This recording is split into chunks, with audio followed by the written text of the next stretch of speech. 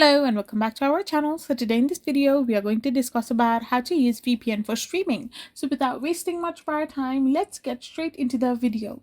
So if you want to use your VPN for streaming, then you need to first of all make sure you have downloaded a good VPN server.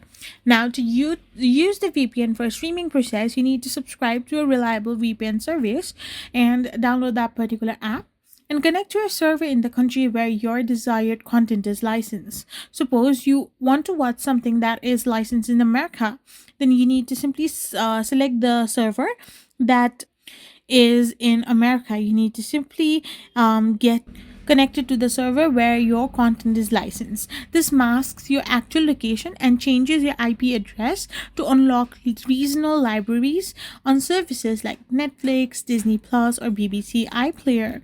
So you can simply select your own server accordingly and use your VPN for streaming. I hope you found this video helpful, so don't forget to hit that subscribe button and do give us a thumbs up.